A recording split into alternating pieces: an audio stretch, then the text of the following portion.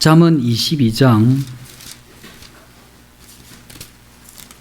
6절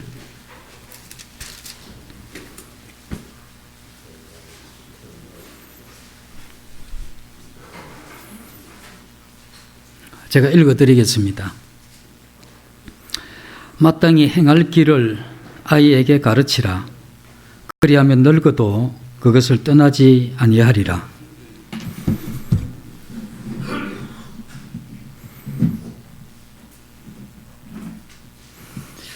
저는 이번 이 말씀을 준비를 하면서 나이가 너무 들어서 자녀 양육에 대한 원칙들을 조금씩 알아가고 있다 하는 이런 생각을 하면서 다시 한번 젊은 시절로 돌아가서 이 자녀를 생산하게 되면 주님이란 말씀을 따라서 좀 더 말씀에 가깝게 양육해 볼 수 있을 텐데 하는 이런 생각을 해보게 됩니다. 그래서 이미 이제 지나간 분들은 또 손자, 손녀가 있으니까 또 생각해서 들으시고, 또 우리 젊은 청년들은 이제 곧 이와 같은 이 자녀들을 생산하게 될 건데, 그렇게 되면 어떤 원칙에 의해서 이 자녀들을 잘 양육할 것인가 하는 이런 측면에서 마음에 깊이 이렇게 새기는 시간이 되면 좋겠습니다. 마땅히 행할 길을 아이 일적에 가르치라. 그러면 늙어도 그 길을 떠나지 않을 것이다. 이렇게 가르쳐주고 있는데, 그럼 우리 자녀를 둔 이 부모들의 가장 인생의 중요한 사명은 자녀를 올바르게 기르는 것. 이것이 중요한 이런 사명 중에 하나다고 이렇게 생각이 듭니다. 이것을 우리가 바르게 하지 못하게 되면 하나님께서 우리에게 가정을 이루고 우리에게 주신 이 자녀, 이 가족 관계에 있어서 가장 중요한 것 중에 하나를 잘못하는 것이다, 이렇게 볼 수가 있습니다. 그래서 우리는 이 하나님이란 말씀을 통해서 자녀들을 올바르게 가르치고 교육하는 것, 이것이 이 가정을 만드신 하나님께서 부모들에게 준 그러한 본분이다, 이렇게 볼 수가 있죠. 하나님께서는 이 가정에 자녀를 이렇게 주셨을 때 종족 보존에 이러한 본능도 이렇게 주셨지만, 이 동물들은 자연적인 이러한 본성을 가지고 있죠. 그러나 또 다른 본성이 없습니다. 그러나 인간은 또 다른 이러한 욕망의 이러한 본성이 있기 때문에 이 부모로서의 이러한 이 그릇 행하게 되면 잘못된 이러한 이 자녀 입장에서 볼 때 잘못된 부모가 될 수가 있다는 겁니다.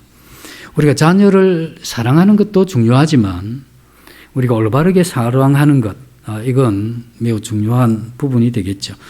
그래서 우리가 잘못된 이러한 방식으로, 빗나간 방식으로 우리 자녀를 사랑하고 기르는 경우가 많은데, 이러한 부분도 우리가 깊이 생각해야 될 부분입니다.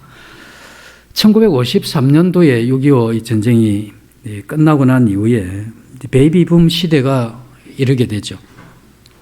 그때 아이들이 많이 태어나게 됩니다.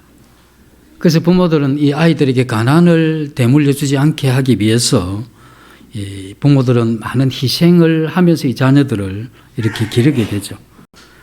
그래서 이 자녀들은 가족 내에 서로 사랑하면서 또 어떤 때는 가족 안에서 어려움을 당하면서 이렇게 살아가지만, 그 자녀들 누구도 나는 이 독보적인 이런 존재다 하는 이러한 자녀들은 거의 없었습니다. 그 아이들은 자라면서 그렇게 이야기를 하죠. 너 왜 그렇게 형이 돼서 동생한테 양보를 안 하나? 이렇게 이야기를 했다가 또 동생한테는 너 동생이 왜 형한테 그렇게 대드나? 뭐 이런 이야기를 들으면 위에 있는 애나 밑에 있는 애나 자유로울 수가 없죠.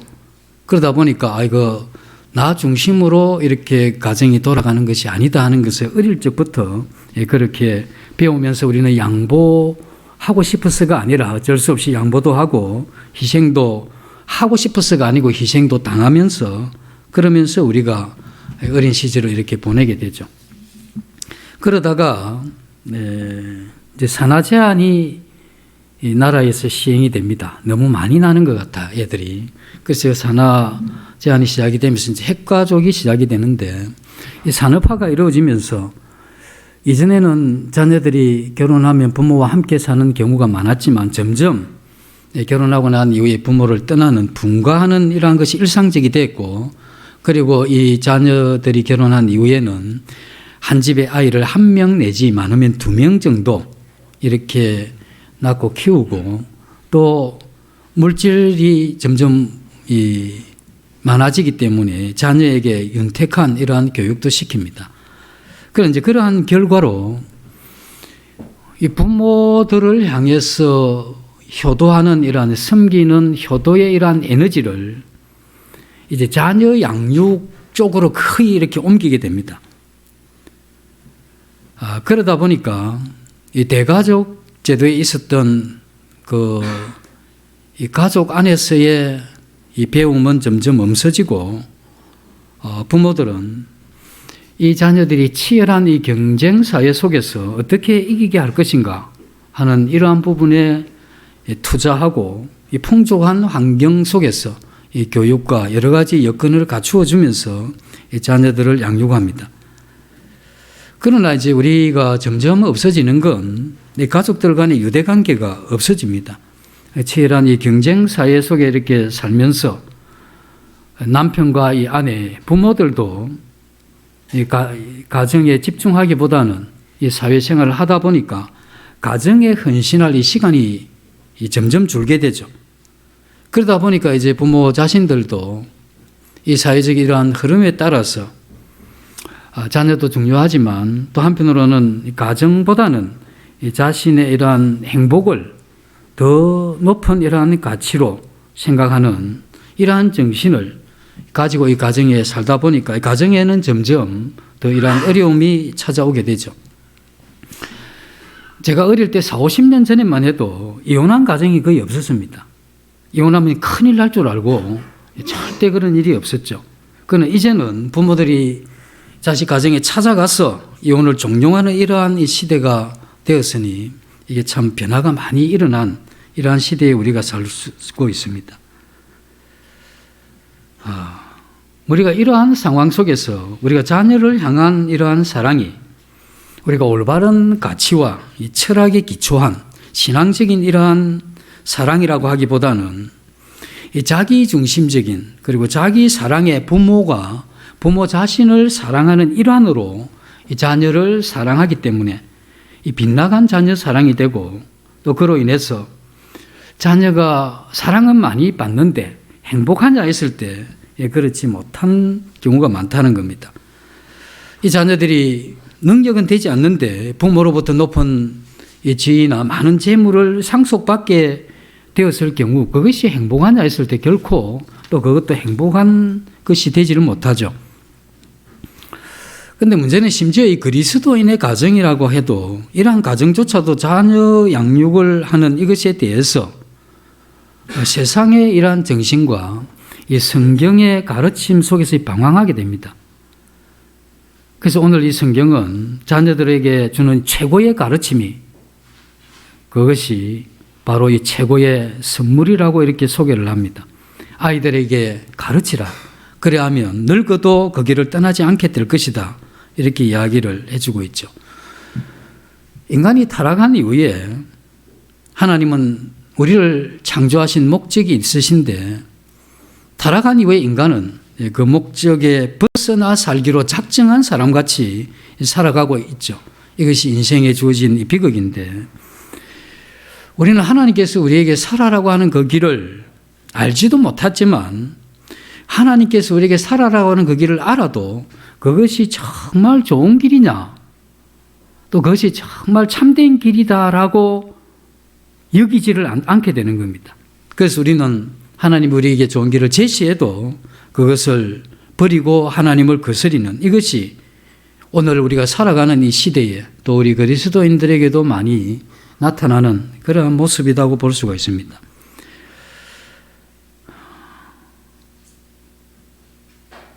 인간에게 제일 중요한 부분 중에 하나가 자녀를 낳은 이 부모가 자녀에게 어떻게 살아야 할지를, 그리고 하나님을 어떻게 섬겨야 할지를 올바르게 가르치는 것, 이것이 우리 자녀에게 주는 최고의 선물이고, 이것이 우리 자녀들에게 행복의 길로 이끄는 이 둘도 없이 중요한 그러한 부분이 되죠. 우리의 이러한 인생의 행복은 우리의 삶의 태도에 있죠. 우리가 얼마나 가졌느냐, 배웠느냐, 또 지위에 올랐느냐 하는 이것이 우리의 행복의 이러한 이 길로 인도하는 것이 아니고, 내가 이 땅에 살아가면서 내게 주어진 것 안에서 내가 어떻게 살 것인가에 대한 이러한 태도, 그 올바른 이러한 태도, 그것은 하나님을 섬기고 이 사람들과의 이러한 올바른 관계를 맺으면서 그렇게 살아가게 될 때 인생이 행복할 수 있다는 겁니다. 우리가 우리 자신의 이러한 삶을 마음대로 살아가고 그것이 자유라고 생각을 하면서 간다 할지라도 그것에는 행복이 있지 않다 하는 것이죠.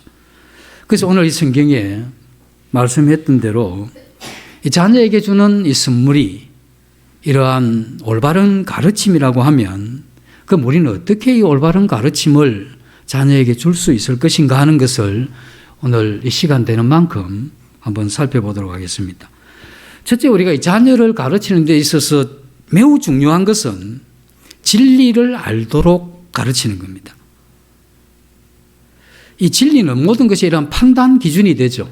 선과 악을 알게 하고, 참된 것과 거짓된 것을 알게 하고, 또 영원한 것과 일시적인 것을 알게 하는 것, 그건 이와 같은 이 진리에 의해서 주어지는 것입니다. 만약에 한 사람의 이러한 의식 속에서 진리가 없다고 하면 그건 이 선악의 구분이 모호해지는 겁니다. 그리고 영원한 것과 또 일시적인 것에 대한 이 가치 기준이 희미해지게 되죠. 이렇게 되면 그 자신은 끊임없이 이 판단을 잘못된 이러한 착오가 있는 이러한 판단을 하게 되고, 그러므로서 이 악한 것을 선하다고 생각을 합니다. 그리고 초한 것을 아름답다고 생각하는 이러한 판단의 오류는 하나님의 이 진리에 대한 올바른 가르침이 없고, 그 진리가 우리 마음 가운데 새겨지지 않으면 이러한 잘못된 이 판단을 하게 되죠. 이와 같이 판단의 오류는 우리의 삶을 이리저리 흔들게 만듭니다. 방황하게 만들고, 그렇게 살게 될 때 우리는 행복할 수 없다는 것이 분명한 것입니다. 그래서 우리는 이 진리가 무엇이냐 하는 이 부분을 우리 생각을 해보면, 진리라고 하는 것은 이런 겁니다. 내가 무엇을 믿을 건가, 그리고 내가 어떻게 살 것인가 하는 이 삶의 규칙을 이야기하는 겁니다. 그래서 내가 무엇을 믿으면 내가 어떻게 살 것인가 하는 이 규칙, 이 기준이 사실은 하나님이시죠. 우리는 이 세상에 있는 사람들 가운데 누구도 직접 하나님을 본 사람이 없기 때문에 하나님은 자신을 알 수 있는 이러한 이 진리의 여러 조각들을 이 세상에 흩어놓으셨습니다. 그래서 하나님이 만든 이 자연 가운데에서도 하나님의 이러한 이 진리가 묻어 있고, 인간의 마음과 이 정신의 구조 속에도 이러한 이 진리가 묻어 있습니다. 그리고 이 세상의 역사와 이 사람의 이러한 경험 속에도 이 진리의 이러한 흔적들이, 파편들이 이렇게 있죠. 하나님을 전혀 모르는 사람들도 이 물이 흘러가는 것을 보면서, 그리고 사시사철이 변하는 것을 보면서, 또 이 식물과 동물의 생태계의 이러한 변화를 보면서 자연의 이치를 터득하게 됩니다. 그리고 그 이치를 통해서 논리를 가지게 되고, 그 논리 속에서 이 삶에 적용할 이러한 지혜도 찾게 되는데, 이것이 윤리죠. 우리가 자연을 통해서 배우고 그것을 이론을 만들고 그걸 삶에 적용하는 것, 이런 것은 하나님을 믿지 않는 이러한 분들도 그러한 것들을 배워가는 겁니다. 물이 위에서 아래로 흐르는 것을 보면서 우리가 생각하는 것은 순리대로 살아야 된다 하는 것을, 그런 윤리를 이 물 흐름에서 여러 차례 우리가 배우게 되죠. 그렇지만 이 자연은 부분적이고 파편에 불과한 겁니다. 그래서 부분적인 이러한 이 조각들이 다 모아지면 이 하나의 어떤 목적으로 이렇게 수렴되는데, 그것이 바로 그 진리이신 하나님이십니다. 그래서 이 성경, 이 진리로 이 모든 이 자연에 나타난 조각조각의 이러한 이 파편 같은 이러한 진리들이 모아지게 되죠. 그래서 하나님의 계시의 책인 이 성경은 이 모든 이러한 이 진리의 이 총체적인 그러한 부분으로 볼 수가 있는 것이죠. 우리가 성경 없이도 자연을 통해서 어느 정도 그곳에서 인생을 살아가는 이러한 이 지혜도 찾아낼 수 있습니다. 그러나 전체 그림을 못 맞추게 되죠. 성경이 없게 되면. 성경이 없어서 전체 그림을 못 맞추게 되면 이 퍼즐이 있는데 퍼즐 조각들을 자기 나름대로 이렇게 하긴 하지만 이 전체를 못 맞추게 되면 어떻게 되느냐 하면 보는 사람마다 이 진리를 생각하는 이런 것이 다르게 됩니다. 다른 생각을 가지게 되죠. 그러나 우리가 성경을 올바르게 이해하게 된다면 자연 속에 묻어 있는 이 진리들을 우리가 발견하면서 이 진리를 통해서 우리는 이 성경의 이러한 이 지식 쪽으로, 이 성경의 이러한 이 진리 쪽으로 그 자연에 나타나 있는 이 진리의 이러한 파편들이 이 성경 쪽으로, 하나님 쪽으로 우리를 이끌게 되고, 또 우리가 알고 있는 이러한 이 성경의 지식은 이 지식을 깨달을 때마다 우리는 이 세상에 흩어져 있는 이 파편들의 위치를 정확하게 우리가 규정할 수 있는 것입니다. 그래서 우리가 하나님을 알게 되면 이 세상을 바라볼 때 그 진리를 통해서 이 세상을 평가할 수 있는 이것이 우리가 가지고 있는 유익한 부분이죠. 우리의 자녀들은 태어나면서부터 성경에 친숙하지는 못합니다. 특별히 아주 어린 나이, 거의 나이가 6살이 되기 전에 인간성의 한 80%가 형성된다고 그렇게 어린 아이들의 이 정신, 이 구조와 그 삶을 이렇게 계속 연구하고 또 살펴본 사람들의 이야기입니다. 아직 6살이 되면 이들은 아직 성경을 모를 나이죠. 그런데 이 성경을 모르는 이 어린 나이에 있는 애들을 어떻게 양육할 것인가? 그것은 이 어린애들의 마음에 자연 사물에 대해서 그 마음이 이끌립니다. 그래서 자연 사물에 대해서 마음이 이끌리는 그것을 이용해서 사용해서 이 성경의 진리를 가르치는 것, 이것이 어린 자녀들을 둔 이 부모의 중요한 사명입니다. 아이들은 어떤 형태든 그들의 이러한 마음 속에 하나님의 진리를 가르쳐야 되죠. 그래 그러한 것에 대한 관심을 가지게 될 때 얘에게 그걸 가르쳐야 되는데, 예를 들면 이런 겁니다. 어린애가 엄마를 향해서 이렇게 이야기를 합니다. 꽃이 참 이쁘게 피었다라고 이야기를 하면 엄마는 이렇게 대답을 하는 거죠. 그래, 참 꽃이 아름답다. 이게 하나님이 창조한 것이다.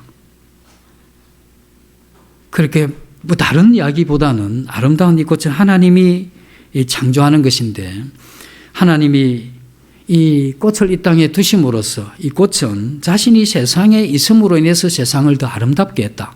그래서 하나님께서 너도 창조하셨는데 너 때문에 이 세상이 더 아름답게 될 수 있도록 이렇게 해가는 것이 너에게 필요하다. 다 못 알아들어도 괜찮아요. 다 못 알아들어도. 그러나 애들이 일단 뭔지는 모르겠지만 부모가 충분히 설명을 했는데 다 이해는 안 됐죠. 그 나이가 조금씩 들면서 그러한 설명에 대한 이해를 가지게 됩니다. 그래서 이 자연에 나타난 이것을 통해서 부모는 그것을 이 성경에 일하는 이 계시로 하나님의 진리 말씀으로 이끄는 거죠. 그런데 시간이 한 일주일이나 보름 정도 지나서 애가 엄마에게 또 다가와서 이야기를 합니다. 엄마, 그 꽃이 이쁘고 아름다웠는데 이제 시들고 마르고 색깔도 변하고 그렇게 됐어요 하면 엄마가 이렇게 대답을 하는 겁니다. 그거 봐라, 이 세상에 있는 것은 참 아름답고 좋은 것이 많은데 그 아름다운 것은 곧 사라지는 거다. 이 변함없이 아름답고 그 사랑스러운 이러한 분이 계시는데 그분은 하나님이시다. 이렇게 이야기를 하면서 이 자연 사물을 통해서 하나님에 대한 이러한 가르침으로 나아가게 하는 것, 이게 부모에게 굉장히 중요한 교육입니다. 그리고 세월이 더 지나게 돼서 후에 이 어린애에게, 이 어린애가 좀 크게 되면 이렇게 이야기를 하는 겁니다. 네가 물질을 얻고 명예를 얻고 세상 사람들에게 박수를 받는다 할지라도 그건 시들어지는 꽃과 같은 거다. 그 떨어지는 꽃잎과 같은 것이기 때문에 당장은 예쁘고 아름다울 수 있지만 하나님이 그 속에서 그 사람 안에 계속 아름다움을 허락하지 않으면 이 세상에 임금들이 황금 면류관을 썼다고 할지라도 그거 다 시드는 것이다 하는 이런 것이 어릴 때 그런 이 교육이 되면 나이가 좀 들면 이런 교육이 그대로 들어갑니다. 그래서 이러한 것이 눈에 보이는 가치가 아니고 하나님이 보실 때 불변하는 그러한 가치를 따라 살 수 있도록 교육시킬 수 있는 이것은 아주 어렸을 때부터 그 일을 이 부모들이 해가야 되는 겁니다. 그래서 아이들이 관계하는 일상 속에서 일어나는 모든 자연과 사물 그리고 인간이란 경험, 사람 마음의 구조 이러한 것을 통해서 이 진리를 전달해 주는 것, 그 역할을 이 부모가 해야 되는 겁니다. 이것을 위해서는 부모 자신이 진리를 아는 것이 인생의 중요한 목적이 되어야 되는 겁니다. 내가 이 얼마나 헌신하고 얼마나 섬기고 하는 이런 것이 아니고 하나님의 이러한 이 진리의 말씀을 내가 알아가고 또 그것에 대해서 이렇게 이 아는 것에 대한 이런 마음의 기쁨이 있는 이런 사람이 되는 것, 이것이 부모가 갖추어야 될 이 중요한 그러한 부분이죠. 그러면 진리에 대한 관심이 없는 부모는 자식을 낳으면 안 됩니까? 낳으면 안 되죠. 네. 그걸 놓지 마세요, 그냥. 네? 진리에 대한 아무 생각도 없이 자식을 낳아서 자기 욕망에 따라서 애를 키우고 자기 사랑에 따라 애를 가르치게 되면 자기 사랑 때문에 애 돌보지도 않고 방치하고 이렇게 되면 애들이 망가진 애들이 될 것인데 그 망가진 애의 그 평생을 누가 바로잡아 줄 것이며 그런 애들로 통해서 드는 이 사회적 비용은 누가 감당할 거냐 이거죠. 또 그렇다고 해서 대들듯이 이제 애 안 놓습니다 이렇게 하지 말고 내가 이 부모로서 이런 걸 갖추어야 되겠구나 이렇게 생각을 하셔야 되죠. 집 나가라니까 나가는 애들이 많은데 나가라는 게 아니고 제대로 좀 해라 이런 이야기 아니겠습니까? 그래서 애 안 놓으면 셋 이상은 낳아야 됩니다. 셋 이상 안 놓으면 앞으로 주례도 해줄 의향이 없습니다. 그래서 주례를 혹시 뭐 다른 데 하실 때도 많겠지만 혹시 저한테 주례를 부탁하러 오실 것 같으면 3명 낳는지 제가 물어볼 거니까 그렇게 대답을 하면 그렇게 하도록 하겠습니다.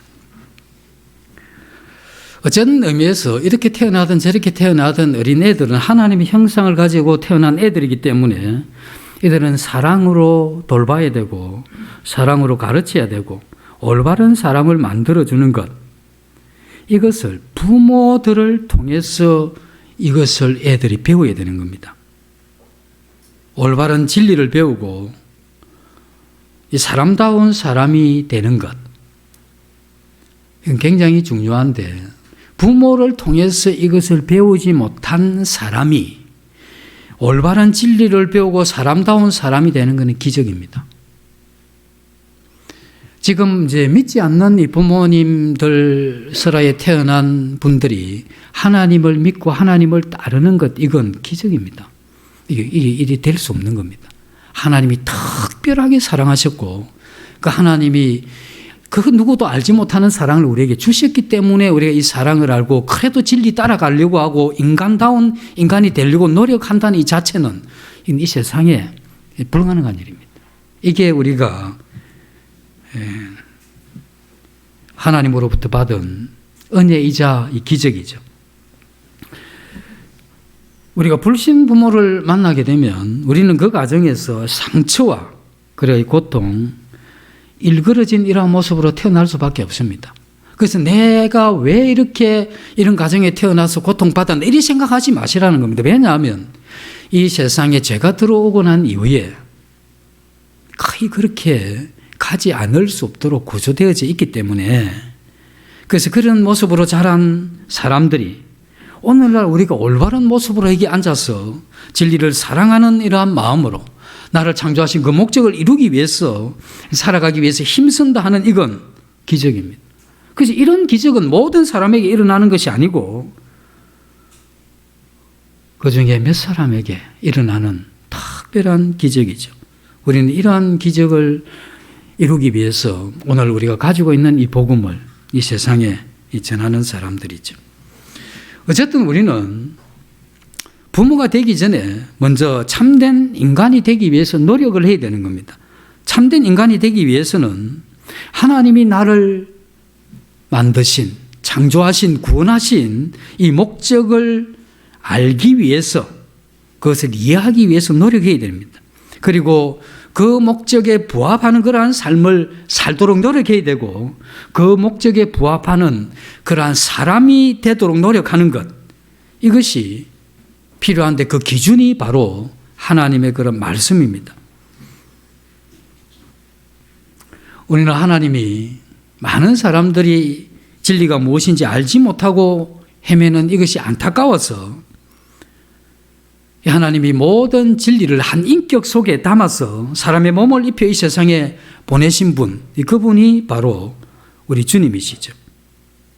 그래서 우리가 많이 못 배웠다 할지라도, 우리가 믿는 이 진리를 논리적으로 잘 설명하지 못한다 할지라도, 우리가 하나님을 사랑하고 우리가 믿는 그 단순한 신앙 가운데 그 하나님의 그 말씀을 기쁨으로 순종해 갈 수 있다고 하면, 그러한 마음을 가진 사람이라면 그는 하나님을 잘 아는 사람이기도. 왜냐하면 이 세상에 흩어져 있는 파편과 같은 이러한 이 진리, 그것을 섞여 있는 이러한 이 진리들을 많이 아는 것보다 진리 자체인 우리 주님을 통해서 아는 것이 훨씬 낫죠. 그래서 우리 주님 그분을 알고 그 주님을 사랑하고 그분에게 순종한다면 내가 많은 것을 못 배웠다 할지라도 우리는 이미 진리에 대해서 아는 사람이고 인간이 어떻게 살아야 되는지를 터득한 현명한 그러한 사람입니다. 이러한 사람은 그 자녀를 올바르게 사랑하고 올바르게 길러낼 수가 있는 겁니다. 그래서 우리는 하나님 앞에 답을 해야 될 부분이 있는데, 나는 날마다 진리를 알고 싶어 하는 그러한 사람인가 하는 질문을 해야 되는 겁니다. 나 정말 그런 사람인가? 가슴에 손을 얹고 생각을 해봐야 되는 겁니다.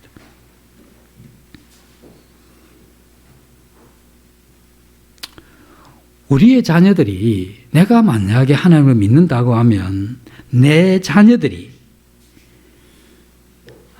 다른 집, 믿지 않는 집의 자녀로 태어난 아이들보다 훨씬 더 하나님과 그리스도의 진리 그리고 하나님의 사랑에 더 많이 가까이 갈 수 있었는가 하는 이런 부분들을 우리가 정직하게 질문을 해야 되죠.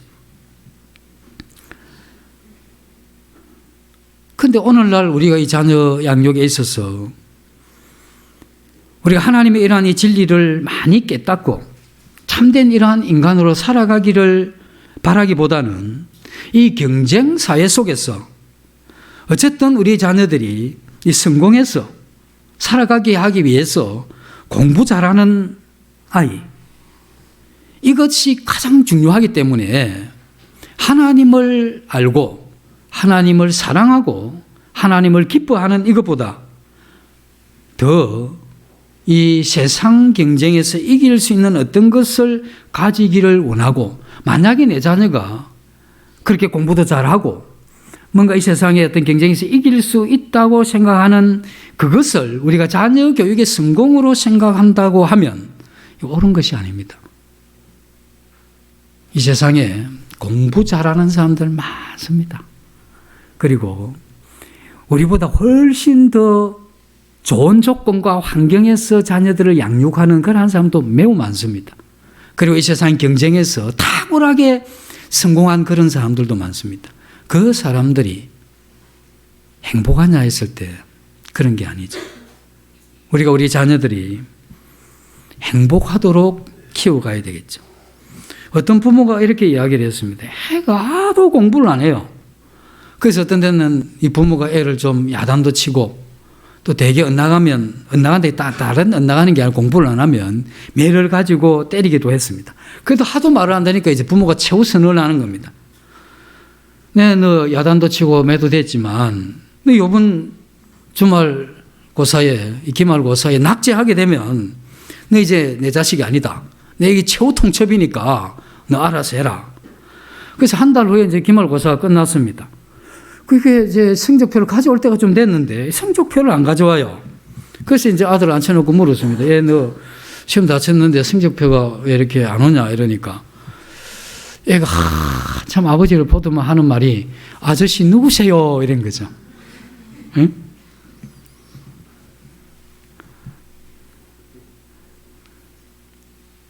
이때 이제 안 웃는 분은 좀 졸거나 딴 생각을 한 분들인데. 인간으로서 가장 큰 행복은 하나님을 알고 또 하나님을 사랑하고 하나님의 뜻대로 사는 게 부담이 아니고 그렇게 살려고 하는 마음이 있는 이런 인간으로 만들어가는 이것이 인간이 가질 수 있는 최고의 행복입니다. 그래서 이 부모가 하나님의 말씀에 순종하고 싶은 마음이 있어야 돼요. 그런 마음이 있어서 내가 이 순종하지 못하는 이게 고통이고 또 이 순종하려고 할 때 뭔가 이렇게 다른 어떤 것이 그것을 방해하는 이것이 우리 기도 제목이 된 이러한 사람들이 인간으로서 행복한 사람들이죠. 이 부모가 이 자식들에게 영혼의 양식인 이 진리의 말씀을 어찌하든지 애들에게 떠먹이려고 하는, 그리고 아이의 영혼이 점점 아름다워지는 것을 보면서 한없이 기뻐하는 이 부모, 이런 부모를 둔 사람이 최고로 이 땅에 태어나서 좋은 조건에서 살아가는 겁니다. 만약에 우리들 중 이런 부모 밑에서 태어난 분들이 있다면 불신자의 부모 밑에서 태어난 이러한 이 자녀보다는 한 10배는 더 잘 살아야 됩니다. 그리고 하나님 앞에 감사해야 되고 이런 부모들에게 배나 더 부모를 존경해야 되죠. 왜냐하면 그런 특권이 모든 사람에게 다 주어진 것이 아닙니다. 부모인 입장에서 우리가 생각을 해보면 내 자신이 사랑하지 않는 이 진리를 자녀에게 가르치고 싶겠느냐 하는 겁니다. 그리고 이 자신 속의 진리를 아는 것이 넘쳐야 이것을 가르치고자 하는 욕구가 일어나는 겁니다. 주일학교 학생회 교사하시는 분들이 수가 많으시는데 가르치는 게 힘드십니까? 왜 힘드신 줄 아십니까? 내 안의 진리를 알고 사랑하고 순종하려고 하는 마음과 함께 그 아는 이 진리들이 많아지면, 이게 넘쳐나면 이게 가만히 있을 수가 없습니다. 전도도 마찬가지고. 우리가 하나님의 이러한 진리 말씀을 듣고 배우는 것에 대해서 힘들어하고 그것이 나한테 맞지 않으면 외면하고 말씀을 선택하는 그러한 부모들이 자기 자녀를 그렇게 기를 수 있겠느냐? 힘듭니다. 이 부모가 올바른 이러한 신앙인이 되지 않는 한 우리 자녀들에게 그러한 올바른 그러한 가르침이라는 것은 매우 힘들죠. 만약에 우리가 죽고 나면 나의 자녀들이 우리를 어떻게 기억하겠는가? 이 생각을 해보면 내 자녀들이 아마 내 아버지 어머니는 공부 잘하라고 닥달하던 부모로 기억될 수도 있고, 또 우리 부모들은 먹고 살기 위해서 아침 일찍 나갔다 와서 밤 늦게 들어오는 이러한 부모로 기억될 수가 있습니다. 우리가 기억해야 되는 건 뭐냐면 자녀들은 부모의 이러한 마음이 자녀들의 마음에 비칩니다. 마음이 비친데 이 비친 자녀들 마음에 부모들이 비쳤는데 이 자녀들 입장에서 부모의 어떠함이 내 마음에 비춰졌지만 이 비친 전 이것을 부모에게는 절대 이야기 안 합니다. 그래서 내 자식이 나를 어떻게 생각하는지 들어본 부모가 별로 없죠. 한번 그럴 때가 있습니다. 자녀들이 막 갈 때. 그때는 그렇게 이야기를 합니다. 자기에게 비춰진 부모의 상에 대해서 막 갈 때, 그때는 그 이야기합니다. 그러나 그 외에는 우리 자녀들이 거의 그런 이야기를 안 하죠. 왜 안 하는 줄 아십니까? 힘이 없어서 그래요. 권력이 없기 때문에. 부모들은 자식한테 자식이 딱 보면 이 자식이 어떠하면 부모 마음이 비춰지죠. 할 말 다 하잖아요. 교훈의 말씀이라는 타이틀을 붙여가지고 할 말 다 하죠. 그 자녀도 부모에게 비춰진 게 있거든. 절대 이야기를 안 합니다. 그냥 그렇게 마음에 새기고만 있는 거죠. 그래서 나는 그 부모같이 살아야서는 안 되겠다. 또는 내 부모가 믿는 그 하나님은 나는 믿고 싶지 않다. 여기까지도 갈 수가 있습니다. 그래서 우리가 우리 자신에게 질문하는 겁니다. 내가 지금 사는 대로 계속 이렇게 살면 내가 죽은 이후에 일주기 기념 추도 예배 때 내 자녀들이 나를 어떻게 기억하겠는가? 내 부모가 하나님 말씀 앞에 무릎을 꿇고 자기를 부인하고 극복하는 그러한 부모였는가?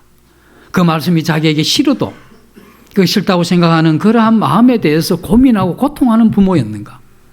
그 하나님 앞에 그 은혜를 구하기 위해서 무릎을 꿇고 기도했던 부모인가?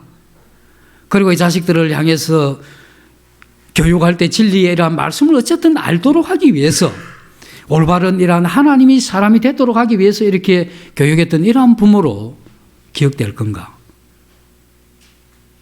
그래서 우리가 지금 어떻게 살아가야 되느냐 하는 이 부분들을 생각을 해야 되겠죠. 그래서 우리는 자녀들에게 진리를 잘 알도록 해줘야 되고 참답게 하나님을 믿는 것이 무엇이며 그렇게 사는 것이 어떤 것인지에 대해서 가르쳐 주면서 그리고 그 가르치기 위해서 참으로 애쓰는 이러한 부모가 되기를 힘써야 된다는 겁니다. 그러기 위해서는 열심히 진리를 배우는 사람이 되어야 되는 겁니다. 저 2부 성경 공부 때 왜 그렇게 참석을 안 하십니까? 이제 뭐 반타작이 아니고 몇 명 딱 앉아 계세요. 그래서 저는 그런 걸 보면서 야, 이게 어쨌든 뭐 다 이게 이제 뭐 제 책임이기도 합니다만 그때 협조 좀 하셔야 안 되겠습니까? 어쨌든 다른 건 다 일단 뒤로 하고 어쨌든 하나님 말씀을 배우려고 하는 이런 마음이 없는 것 자꾸 이유를 대서 미꾸라지에 빠지려고 하는 이러한 마음 이런 거에 대해서 하나님 앞에 깊이 한번 좀 고민하셔야 안 되겠습니까?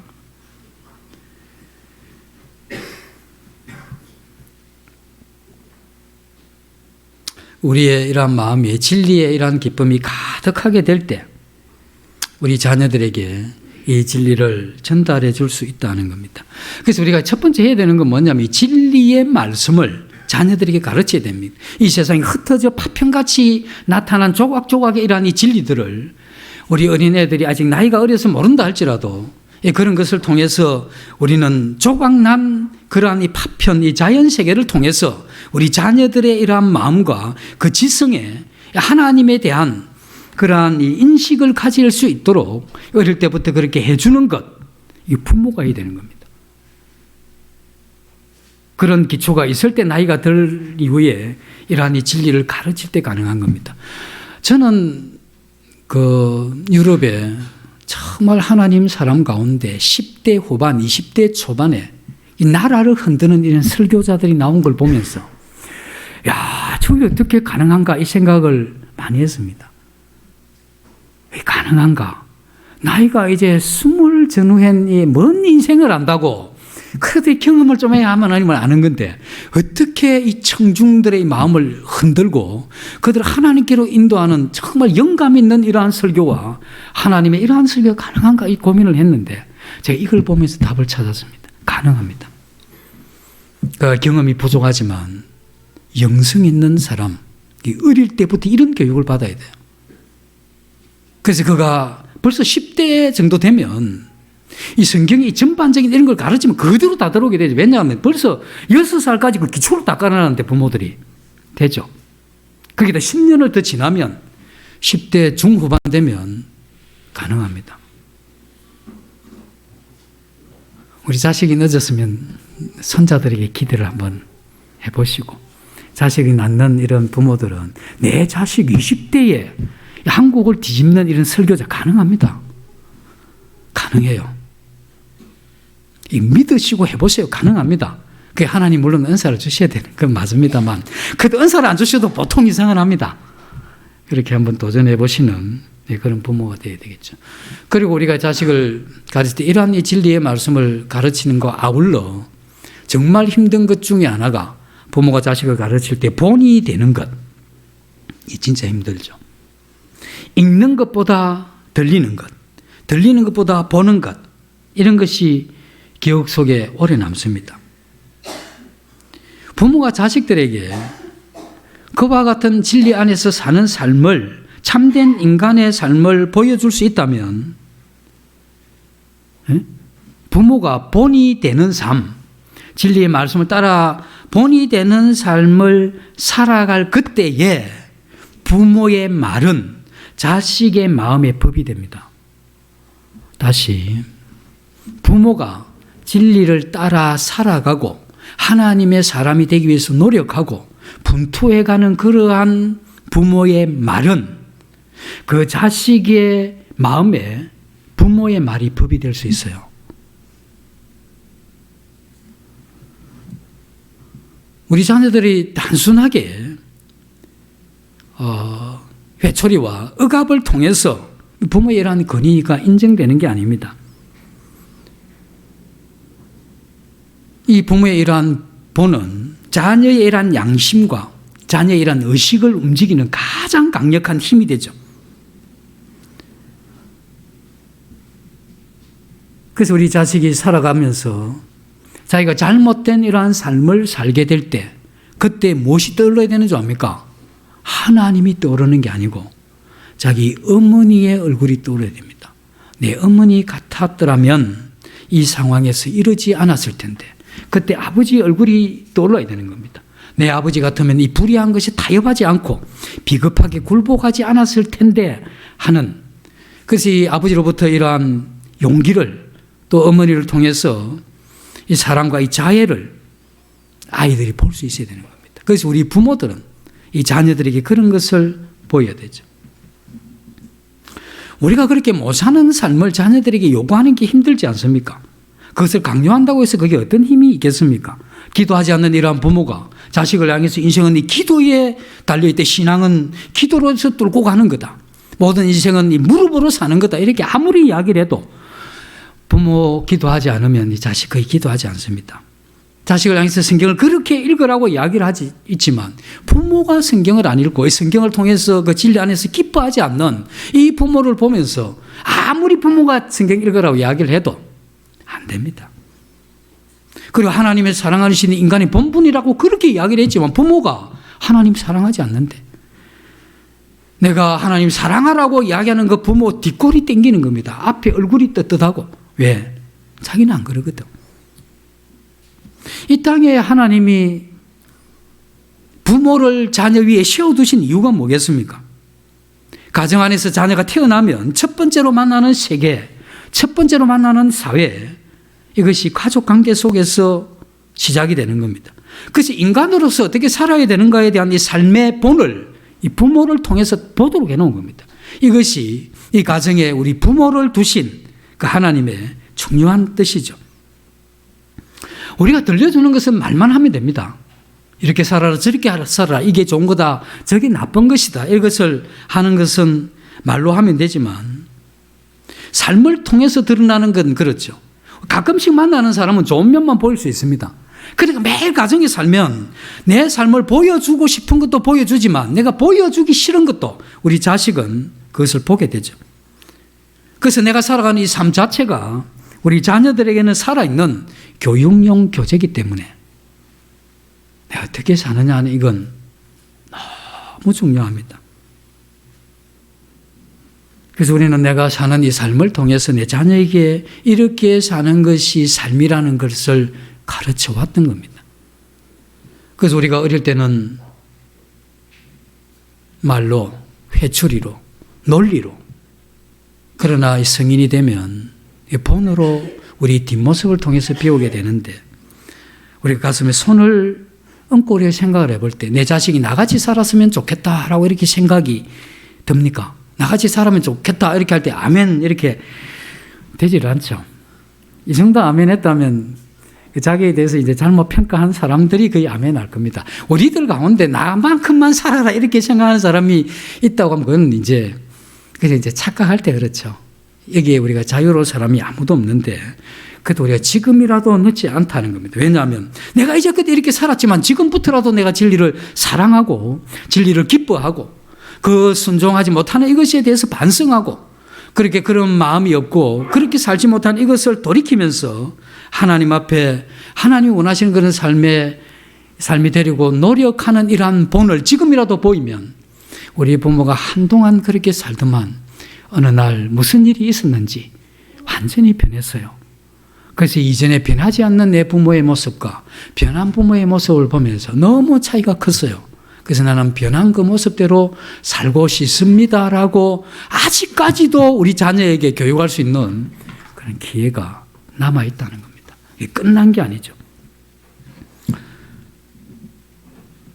자식은 우리를 통해서 본을 보게 되지만 우리 부모들은 이 신앙의 세계를 통해서 모든 진리를 넣어서 보내신 그 예수 그리스도를 통해서 아름다운 이러한 부모의 모본을 우리는 성경을 통해서 보게 되죠.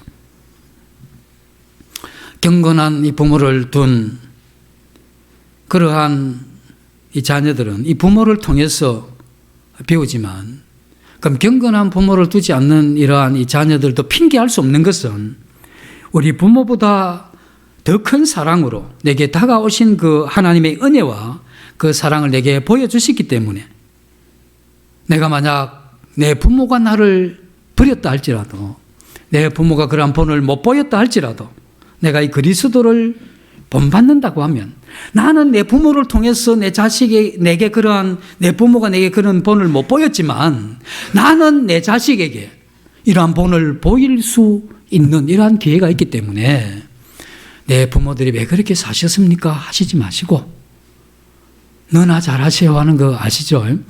그래서 우리가 잘해서 내 자녀에게라도 본이 되도록 그렇게 하셔야 안 되겠습니까? 그리고 우리가 첫째는 이 진리의 말씀을 어릴 때부터 계속해서 자녀의 마음과 지성에 심어줘야 되고 또 하나는 본을 통해서 우리 자녀에게 이 진리를 가르쳐 줘야 되고 그리고 또 하나는 우리의 자녀가 부모인 우리에게 사랑을 받고 있다 하는 걸 느껴야 됩니다. 다시 내 자녀가 부모들을 보면서 나는 우리 부모에게 사랑을 받고 있다 하는 걸 느껴야 됩니다. 오늘날 이 교육은 틀에 박힌 그러한 교육이 많죠. 마치 소나무를 철사에 이렇게 묶어서 분재로 만들듯이 어떤 한 부분을 향해서 계속해서 이 지적인 이러한 교육을 하는 이 지식의 전달이죠. 치열한 이 경쟁에서 살아남도록 하는 이러한 교육이 많이 이루어지고 있는데 우리 부모들도 그럴 수 있습니다. 자식이 이거 해라 저거 해라 이렇게 많이 하죠. 왜? 올바른 자식이 되게 하기 위해서. 그러나 그 자식들이 이 부모를 보면서 그런 사랑을 느끼겠는가? 이 부모들이 이 경쟁 사회에 지금 이 산업화된 이 사회에 살아가면서 이 부모들이 사회생활에 투자를 많이 합니다. 그래서 가족들 간의 연합이 힘들고 부모로부터 충분한 사랑을 이 시간 때문에도 받기 힘듭니다. 제가 한 10년 전에 일본에 갔었는데 그때 일본이 잘 살았죠. 일본의 특징이 뭐였느냐 하면 부모들이 결혼을 이제 처녀 총각이 결혼을 하잖아요. 그러면 이제 이 자매 처녀 자매가 이제 기혼 자매가 따야 그 순간에 직장을 그만둬. 거의 분위기가 그래요. 그러면 안 힘듭니까? 하니까. 이미 일본은 선진국 대여대가 선진국에서 부부가 다 안 벌고 산다는 거 생각해 보십시오. 얼마나 힘들겠습니까? 왜 그러냐? 자기가 가족을 위해서 기도하고 또 자녀 양육하고 남편을 위해서 영적인 이러한 부분에 도움이 되도록 하기 위해서 그러기 위해서 그렇게 한다. 제가 굉장히 감동이 됐어요. 근데 지금 그렇게 하는 게 쉽겠습니까? 그래서 우리는 돈을 부부가 벌긴 하지만 우리가 그것을 얻는 대신에 우리가 잃는 것이 있는데 이 잃는 것이 그렇게 만만치 않다는 건 기억해야 됩니다. 우리 자녀가 부모의 이러한 이 사랑을 흡족하게 받지 못하고 자라난 이 자녀, 이건 보기에는 아무 변화가 없습니다. 보기에 변화가 있는 것은 돈을 많이 벌어서 잘 투자하면 그거는 눈에 나타나는 거죠. 그러나 우리 마음속에 있는 이 자녀 마음에 받은 이 사랑의 크기는 우리 이 눈으로 절대 보이는 게 아닙니다. 그런데 그건 어떤 다른 거로 대신할 수도 없는 것이죠. 왜 이게 중요하냐면 우리가 하나님의 진리의 말씀을 배우잖아요. 진리의 말씀을 배울 때 특히 우리가 하나님의 말씀을 진리를 깨달을 때 그 진리와 함께 무엇이 함께 했느냐 하면 사랑이 함께 했습니다. 하나님의 사랑과 진리가 함께 내게 전달되었을 때 우리는 그 진리를 깨닫고 변화되고 도전받고 그 하나님의 사람으로 이렇게 성장해 갔던 게 우리가 이 기독교라고 하는 이 신앙의 이 특징이었잖아요. 그런데 내 자녀가 이 가정에서 특별히 어머니를 통해서 하나님의 그 자애스러운 그러한 것을 느끼도록 해놓은 게 이 가정인데 이러한 부분들이 우리 자녀에게 되느냐는 거죠. 만약에 맞벌이를 하신다면 배나 더 신경을 쓰셔서 이 자녀들에게 이 자녀가 그것을 느낄 수 있도록 정말 기도 가운데 그 사랑이 느껴질 수 있도록 해야 될 책임이 이 부모에게 있다는 겁니다. 우리가 진리를 배울 때 수학을 배우듯이 전달된 이러한 방식으로 그리스도를 알게 된 이 사람이 아무도 없습니다. 하나님의 사랑을 통해서 우리가 알게 된 것이죠. 하나님의 은혜를 통해서 나 같은 이러한 죄인도 하나님이 사랑하신 것을 터득한 것이죠. 그래서 사랑과 진리는 항상 함께 전달되어 왔던 겁니다. 진리가 우리에게 전달됐지만 그 진리가 우리를 날카롭게 판단하는 칼이 되지 않았던 것은 하나님의 숨결인 그 사랑이 그 진리와 함께 우리에게 전달되기 때문에 그래서 우리는 그 칼과 같은 그 말씀을 통해서 하나님 두려워하는 것도 배웠지만 그 칼과 같은 진리가 함께 사랑과 사랑에 포장돼서 전달됐기 때문에 이끌리는 그 사랑이 함께 우리에게 전달됐기 때문에 거기서 우리는 하나님 경외하는 걸 배웠고 우리는 그것을 배워가는 거지 않습니까? 두려운 건 진리는 계속해서 진리만 전달되면 굉장히 상망합니다. 그리고 얘는 인격적인 이러한 성장이 없습니다. 그 두려운 하나님이죠. 그렇게 하지 못하면 뭔가 이렇게 안 될 것 같은, 내가 그렇게 살지 않으면 쫓기는 것 같은. 그래서 이 진리와 이 사랑이 함께 우리에게 다가오게 된 것, 이게 이 가정에서 일어나야 될 굉장히 중요한 부분이죠. 우리는 사랑받지 않고 진리의 가르침을 받은 적이 없습니다. 그래서 우리는 사랑 없이 진리를 가르쳐 본들 이 진리를 따라 살 그 힘, 그건 사랑 안에서 나오는 것인데 그 능력이 없다는 겁니다. 우리 자녀들도 마찬가지입니다. 우리가 사랑을 받고 가르침을 받았다고 하면 우리 자녀들도 우리가 가르칠 때 사랑 안에서 가르쳐야 되죠. 그때 우리의 자녀들의 마음에 이 진리의 말씀이 사랑과 함께 이렇게 스며들게 되고 그때 우리는 우리 자녀들이 사람다운 사람, 성경에서 이야기하는 하나님이 만드시고자 했던 그 사람이 될 수 있도록 해주는 것이죠. 우리가 우리 자녀들을 보면 좀 불만족스러운 게 많죠. 자녀들은 우리 부모님에 대해서 그렇게 생각할 수 있지만 우리 부모들 입장에서도 마음에 안 드는 거 많습니다. 예, 교훈의 말씀이 그렇게 많은 게 그냥 많은 게 아닙니다. 예, 그게 물론 좀 사랑이 부족해서 전달된 부분도 있겠지만 그런 게 안 그렇습니까? 예, 그 자녀들이 지금 너무 어깨에 힘이 들어가서 안 되는 상황, 대목이 지금 들어가는 건데 어깨에 너무 힘이 들지 마시고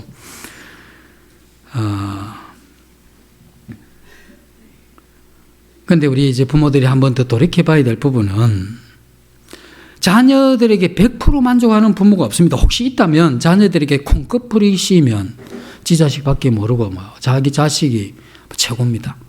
그러나 이 콩꺼풀을 딱 벗기고 보면 우리 모든 자녀들에게는 약한 그러한 부분들이 있죠. 생각을 한번 해봅시다. 자녀들이 공부 잘하는 거 잘하면 얼마나 좋겠습니까? 근데 모든 사람이 다 공부 잘하도록 만들어 놓은 게 아니잖아요. 성실히 하도록 지도하고 노력하기는 해야 되지만 뛰어나게 탁월하게 되는 거 다 그렇게 되는 게 아닙니다. 예? 우리는 그 한 방면에서 뛰어나게 되면 또 다른 또 방면에는 결점이 있게 되는 겁니다. 근데 우리 부모들은 이런 어떤 부분을 굉장히 부러워합니다. 그러면 이제 이렇게 이야기를 합니다. 주위에 보면 공부도 잘하고 성품도 좋고 얼굴도 예쁘고 그리고 몸도 건강하고 노래도 잘하고 사회성도 좋은 그런 애들도 있지 않습니까? 이렇게 이야기를 하는데 그래서 어쨌다는 이야기입니까? 있는데 에? 훔쳐올 겁니까? 어떻게 할 겁니까? 아무하고 관계없는 거잖아요. 안 그렇습니까? 내가 낳은 자식은 내 운명이라 생각을 하고 받아들이고 키우는 겁니다. 그리고 가르치는 겁니다. 그래서 비교해서 어쩌자는 겁니까? 에? 비교한다고 바꿔지는 것도 아니지 않습니까? 우리 부모가 내 자식을 다른 자식하고 비교할 때 우리 자식이 무슨 생각하는지 압니까? 나는 왜 이 부모 밑에서 태어났을까 이 생각합니다. 그 비교하는 거 가르쳤거든. 저 집 부모 밑에 태어났으면 저 부잣집에 태어났으면 이 생각하는 겁니다. 학교 선생님이 하도 애가 책을 안 읽어. 그래서 얘야 책 좀 읽어라. 읽으래도 아니게 너 왜 그렇게 공부를 열심히 안 하나? 책을 안 읽나? 아브라함 링컨 때는 네 나이 때 통나무 집에서 남의 책을 빌려서 읽었다. 그리고 그 책이 물에 젖으면 나무를 패서라도 품팔이해서 그 책을 책값을 갚았다. 너 뭐하냐? 이러니까 그 아이가 대답을 합니다. 맞아요, 선생님. 그리고 링컨은 선생님 나이가 되어서 대통령이 되었죠. 그래서 선생님 니는 뭐하냐 이야기입니다. 아브라함 링컨은 선생님 나이에 대통령이 됐는데 선생님 잘했으면 지금 대통령이 돼야 되는데 그거 뭐하냐 이 이야기 아닙니까? 그러니까 이게 딱 비교하면 이게 그대로 전달돼 가지고 그런 형태로 우리에게 다가오는 겁니다. 물론 우리 자녀들을 교육할 때 잘못되면 혼내고 매도돼야 되겠죠. 그런데 우리 자녀들이 우리 부모가 사랑에 의해서 매를 대는 건지 그렇지 않는 것도 알고 우리 자녀를 이렇게 쓰다듬어주고 안아도 이게 의식적으로 그러는 건지 정말 사랑이 있어서 그런지 애들이 다 느낀다는 겁니다. 아이들 마음속에 어떤 생각이 들어야 되느냐 하면 우리 부모에게는 내가 절대적인 존재다 하는 생각이 들어야 됩니다. 비교가 아닌. 그래서 내 부모들은 내가 그냥 자식이라고 하는 이것에 대해서 내 부모는 나를 절대적으로 이긴다. 비교가 아닌. 이런 것을 우리 자녀들이 느낄 수가 있어야 되는 겁니다. 그래서 우리 부모들은 우리 자녀들을 다른 자녀들과 비교해서는 안 됩니다. 저는 살아오면서 제 자신을 다른 사람에게 별로 비교한 적이 거의 없습니다. 그래서 장점이 뭐냐면 열등감이 별로 없어요. 열등감이 없는 사람, 머리가 안 좋은 사람이 별로 열등감이 없다 하더라고. 그래서 저는 열등감이 별로 없고 또 하나 단점이 뭔지 압니까? 발전도 별로 못해요. 이게 뭔가 좀 비교하면서 경쟁하고 이게 어떻게 이렇게 선의의 경쟁을 이렇게 해서라도 올라갈 이런 것도 별로 없어요. 그래서 저는 살아온 대로 그냥 제가 본보기다 생각하고 살아가고 있는데 네 집 애가 공부를 잘하고 이쁘다. 그럼 내 자식은 왜 공부도 못하고 안 이쁘냐? 유전자를 그렇게 물려준 거 아니겠습니까? 예? 지금은 이제 나이가 한 50 정도 됐을 텐데 소피 마르소라는 프랑스 여배우 아시죠? 한때 전 세계의 청년들이 밤에 잠을 못 잤다고 하는 여자 아닙니까? 그죠? 지금 한 50대 중반 됐다고 하는데 지금 몇입니까? 저 시기 맞는지 아닌지 모르겠는데 몇십니까? 저 맞습니까? 예. 이제 곧 마치도록 하겠습니다. 예. 그래서 이제 어떤 저 기자가 40대 중반 때 가가지고 이 여배우한테 질문을 했으면 어떻게 그 아름다움을 계속해서 유지할 수 있습니까? 하는 질문을 하니까 아주 멋진 대답을 했는데 부모로부터 좋은 유전 인자를 받으면 돼요. 이렇게. 그래서 모든 기자들이 입을 다물었다고 하는데 아이들과의 부모의 관계 속에서 자녀들은 어떤 형태로든 다른 자녀들에게 비교돼서는 안 됩니다. 비교돼서는 안 되고 우리 자녀들은 우리 부모들 앞에 내가 우리 부모의 딸이라는 것에 대해서 내 부모의 아들이라고 하는 것에 대해서 우리 부모가 생각하고 있다. 나는 그런 것에 만족하는 이러한 것을 느낄 수 있도록. 왜냐하면 물론 우리도 하나님 앞에 순종하고 하나님 기뻐하시는 걸 하면 하나님 우리가 더 우리를 사랑하는 느끼고 우리가 거절하고 대항하고 대적하면 덜 사랑하는 것 같이 느끼지만 그렇지만 우리가 뒤돌아보면 우리가 어떤 상황에 있었든지 상관없이 하나님은 우리가 자기 자녀라고 하는 것 때문에 우리를 사랑했던 겁니다. 자녀들이 이 사랑을 충분히 느껴지도록 교육해야 되는 겁니다. 우리는 아이를 보면서 단점과 결점이 있죠. 이웃 애들에 대해서 열등한 점도 있고, 근데 이런 것을 계속 의식하면 어떤 경우가 생기느냐 하면 자녀를 향한 이 사랑의 마음이 점점 줍니다. 인간인지라. 그렇게 해서는 안 됩니다. 우리는 관계 자체를 소중히 여겨야 되고 사랑하는 그러한 부모가 되어야 되겠죠. 그래서 우리가 부모가 자녀를 사랑하면 이게 자녀에게 그대로 전달이 됩니다. 그래서 우리 자녀가 나는 우리 부모에게 사랑받기 위해서 태어난 사람 같고 우리 부모는 이 세상에 우리 자녀가 존재함으로써 내게 기쁨이 된다 하는 이러한 마음에 이러한 어떤 관계가 형성되어야 되겠죠. 우리는 하나님께서 우리를 어떻게 사랑하고 어떻게 진리를 가르쳤는 것인가를 생각하고 그것을 흉내내는 이것이 참된 부모의 길로 가는 것입니다. 그래서 우리는 자녀를 깊이 사랑해야 되죠. 자녀에게 마음이 안 들고 부족한 게 있고 결점이 있어도 그렇다 할지라도 아직 숨겨져 있고 묻혀져 있는 우리 자녀에게 많은 아름다움이 묻혀져 있습니다. 그런데 이 묻혀져 있는 이 아름다움, 나타난 결점과 단점이 있지만 묻혀져 있는 이 아름다움과 이 장점들은 부모가 이 자녀를 사랑하게 될 때 이 아름다운 것이 발현하는 겁니다. 꽃에 물을 주면 피듯이 우리 자녀에게 사랑을 베풀면 꽃이 피듯이 자녀의 이러한 마음과 재능이 이렇게 드러나게 된다는 겁니다. 아직 드러나지 않는 이러한 아름다운 이러한 것을 부모의 이러한 사랑을 통해서 자녀가 드러나게 해서 우리 자녀들이 하나님 앞에 놀라운 그러한 자녀로 아름다운 이러한 자녀로 성장할 수 있도록 최선을 다해가는 이것이 우리 부모의 이러한 책임이다 이렇게 생각이 듭니다. 잠시 기도하고 마치겠습니다. 아버지 하나님, 여러 가지 진리 안에서